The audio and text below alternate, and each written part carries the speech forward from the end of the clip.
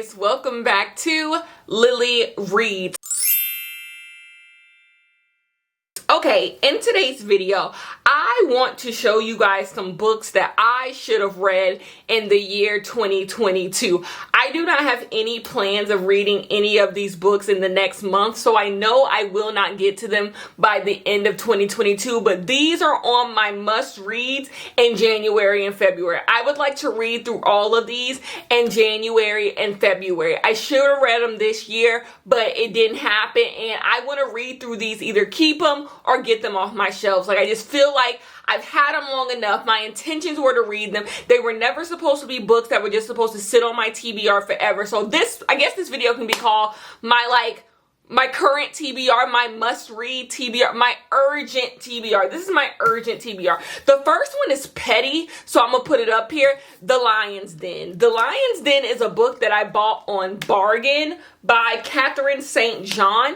I want to read this book because I want to unhaul it. I hate the cover. The lighting isn't doing what it should be doing with this. This is the ugliest cover I ever seen. If the cover was what you guys are seeing right now, like really like a little brighter, it might be better. But like this cover, like the orange and the blue, like it looks bad. So I want to read it and I want to get rid of it. The synopsis is really interesting. I thought about just unhauling it and like taking the pay cut, but I was just like, you know what? The synopsis is still really good. I was doing some organizing on my bookshelf and I said, this synopsis is still really good. I still want to read it, but I do want to read it and get rid of it. Unless it's just like a favorite of the year next year, I'm going to get rid of it. It's just, the cover is too ugly for me. The cover is too ugly. The next one is Kristen Hanna, The Four Winds. I should have never bought this book, but I did. This book won the Goodreads Choice Awards, one of the Goodreads Choice Awards categories last year, didn't it?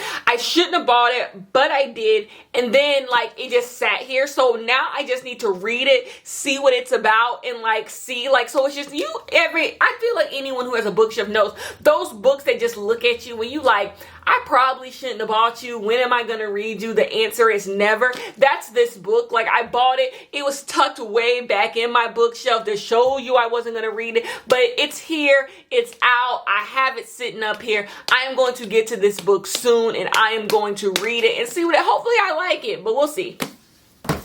The next book is a book so many people have read, but I have not. Cleopatra and Frankenstein. When I bought this book, I was so excited to read it, and I just never got to it. I never read it. And so, like, we gotta put it into that. I am going to read this book early. Like, this might be the first book I read in January. I'm excited, but I gotta figure out what it's about. The next one is The School for Good Mothers by Jasmine Chan. What can I say? This book, did Obama put this on one of his lists? I feel like Obama put this on one of his lists. I don't know. But this cover is so beautiful. Like, look at it, even looks 3D when I hold it up. Cover is just absolutely amazing. It's just been sitting here. Like I said, I bought it with the intention. I was so excited to read it. And then other things have just been taking its place. I think I'm going to do better at making a TBR that has nothing to do with this channel. Because now my TBR, I have a TBR shelf downstairs with books I want to read within the next month. Usually my TBR shelf, like, it's just stuff for like this channel and a few other books, but I'm going to always have a stack of books out that are like, if I'm just need something to read really quickly on the go, like read this, something to pull from, because when it's on my bookshelf, it is a little bit overwhelming. I saw one of you put in the comments of my reading slump video, you were like, Kenya, a good thing that I do is separate my TBR to my books that I finish, and I don't want to fully separate it, but I do think having out about 20 books that I want to get to in the next few months would really help with me being like, okay, like I have something to look at, because it can be overwhelming just looking at all the books and trying to pick something. Like, having this, I know I can immediately get to it, because if I had this stack of books, I would have read this book, because I think I'm going to love it. Let's move on.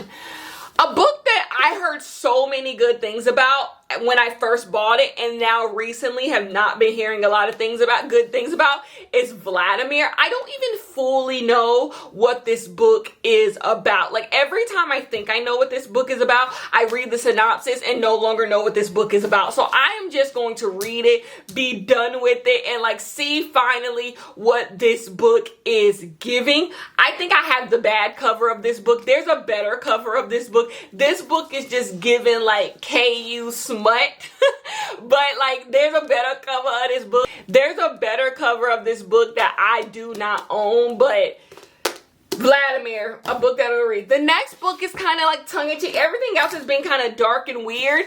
The Guncle. This book has been sitting on my bookshelf for a while, and it's time for me to read The Guncle. This book is another book that just haunts me, because I'm just like, why have I not read this? I love little slice of life fiction type books. Some would call it chick lit. I love little books like that, and so I need to read The Guncle. It is too exposed. Let me back up a little bit. But yeah, I need to read The Guncle. It's just been sitting here, and I'm just like, when am I going to read it? It's now. The question now, I even have it in hardback. And it's just like, girl, why do you have this book in hardback? But I have it in hardback. I bought it because I was excited to read it, but I haven't read it yet, and I want to get to it. The next book is a book that I hauled last year maybe. Bathhouse, or earlier this year. Bathhouse. Anyways, yeah, Bathhouse, a book that's just been sitting here. I think I'm gonna love it. I just have not gotten to it. I don't have anything else to say outside of that. Bathhouse is a book that I need to read.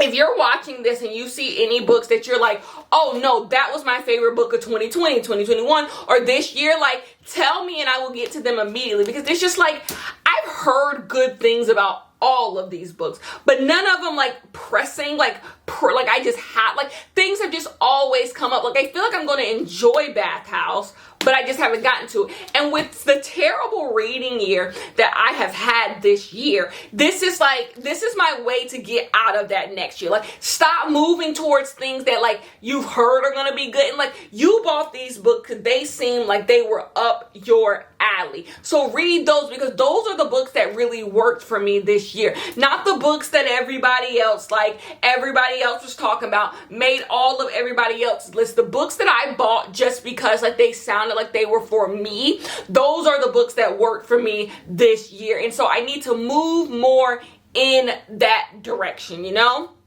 I was saying this in a vlog, but my weekly vlog videos are going to be less themey, I think, and more just like pick 5 books that I want to read, maybe find a way they all can connect, and then boom, that's the vlog. Instead of like being so like themey, because maybe that's what I'm willing to try. Anything at this point, anything to make 2023 a better reading year than 2022, I'll try it all. I would literally try it all. The next book is a book I've already started. I don't have many DNFs. I stick them through. I literally have my Barnes & Noble membership card in here from where I left off. Let's see what page I left off on. I left off on page 34 of Red Island House.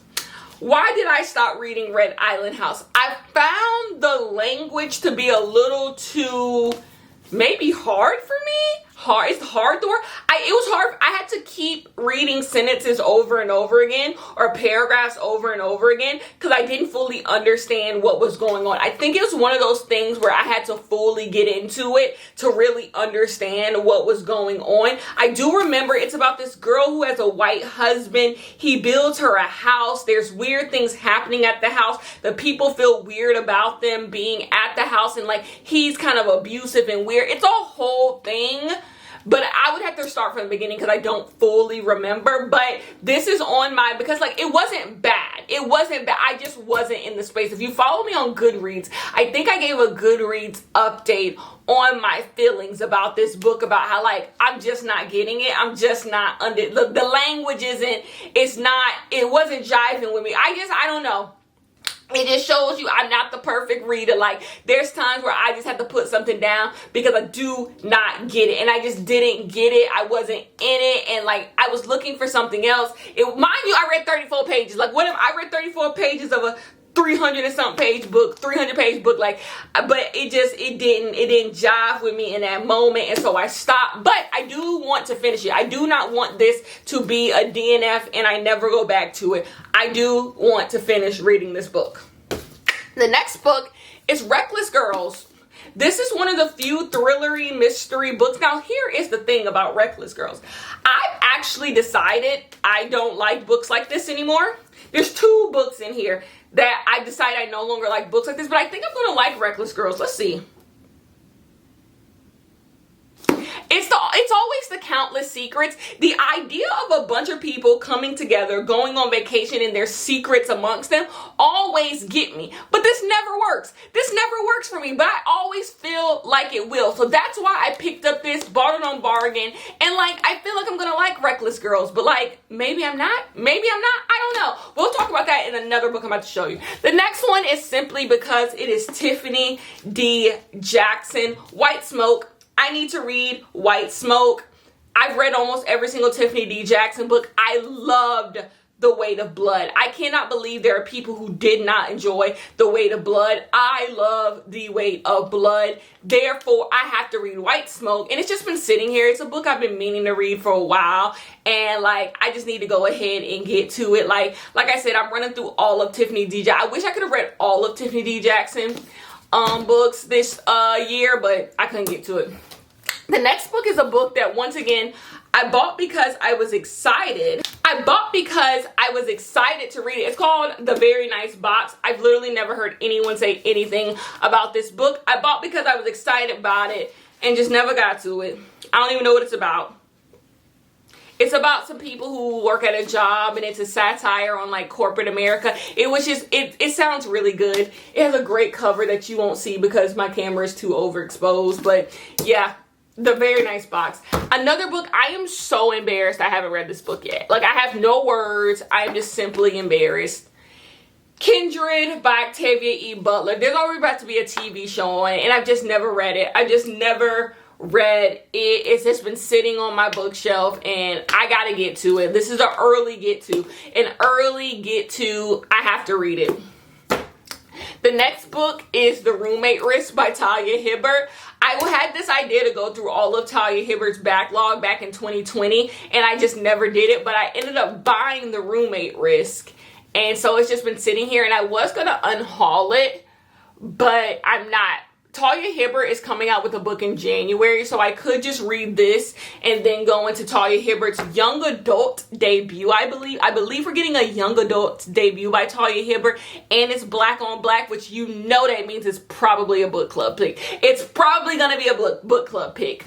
The next thing we have is American Queen. I bought this when this was like all hyped up by people, believing the hype, and so like now it's just sitting here and I ain't ready yet. So American Queen is another book I would like to get to. Like, if these books were books that I have read this year, I would feel so good about myself. That's when I was coming up with this pile. I was like, if I had read these books this year, I would feel good about myself. And so that's how I knew which books to put over here. Like, if I was there, like if this was a book I said I have read yet, I would feel so good. Like, I'm really rolling through my back catalog, because all next year is dedicated to my back catalog. I want to clean out my back catalog. Books that just like I want to read through. Honestly, I can't really read through most of the books that I've already owned, but I want 80% of the reads to be old reads, and anything else that's not that is going to be book club picks that I read for other people's book club, my book club. That's what I want it to be. Next is Jonathan Franzen. I like Jonathan Franzen. I don't know what to tell you. Like, I do.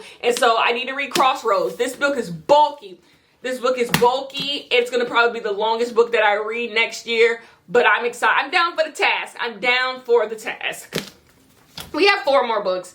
The next one is You're Invited. I've decided that I'm no longer going to read You're Invited to a murder mystery. I mean, you're invited to a place, one person dies, let's figure out what's going on. I don't like books like that. I do not like books like that. They give Reese Witherspoon book club pick, and I do not like it. So why did I pick this up? Because it was a book of the month book.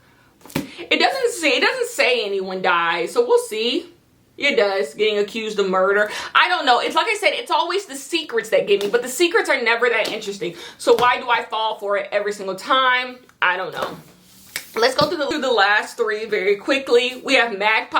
I bought this book to read during like the summer wean-a-thon. Never got to it. Said I was going to get to it. I'm a liar. It's time to just do it and get it done. Disorientation was a book I was sure I was going to read this year and just never got to. I can't wait to just lay in my bed and read this book. And the last one is a book that I kind of want to just unhaul, but I'm gonna stay with it. I'm gonna stay with it since I bought it. But The Push, I really don't want to read The Push no more, but I'm gonna stay with it. I'm gonna stay with, like, this book, You're Invited, and like are books that I just honestly don't want to read anymore, but like I already committed to it, so like here we are, you know. That is all. That is all for this video. I will see you guys in the next one. Peace.